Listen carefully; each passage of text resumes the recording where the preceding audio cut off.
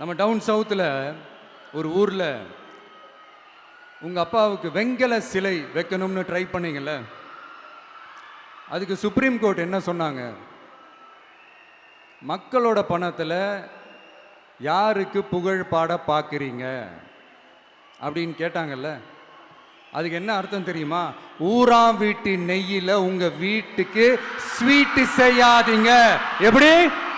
ஊராம் வீட்டு நெய்யில் உங்க வீட்டுக்கு ஸ்வீட் செய்யாதீங்கன்னு அர்த்தம். மக்களோட ஒரு அடிப்படை வாழ்வாதாரத்துக்கு ஏதாவது பிரச்சனைக்குன்னு கேட்டா நிதி சுமைன்னு சொல்றீங்க. செலை வைக்கிறதுக்கு மட்டும் எங்கிருந்து சார் காசு வருது?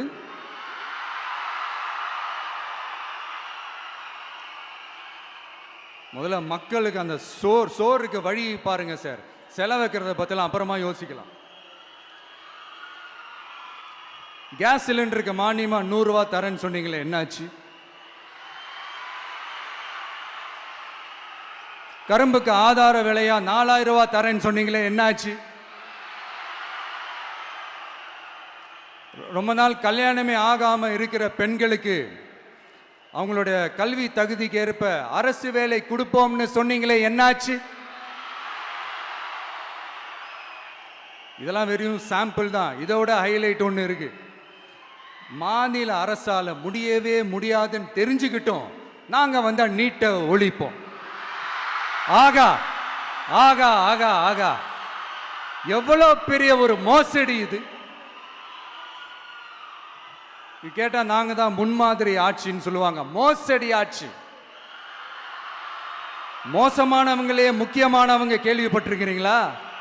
அந்த மாதிரி மோசடி ஆட்சியிலே முக்கியமான ஆட்சி இந்த திமுக ஆட்சி. மக்களே, மக்களை நேசிக்கிற விஜய் வேணுமா? மக்கள் விரோத ஆட்சி நடத்துற ஸ்டாலின் சார் வேணுமா?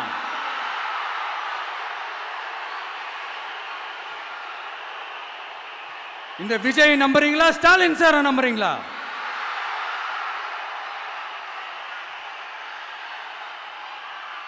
இந்த சத்தத்துக்கு அர்த்தம் தெரியுமா சார்?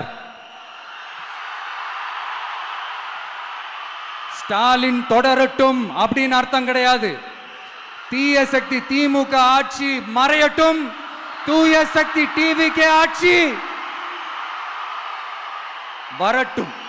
நானும் உதிக்கட்டும்னு சொல்லாம்னு நினைச்சேன், பார்த்தா அதை வேற திருச்சி பேச ஆரம்பிச்சிருவாங்க.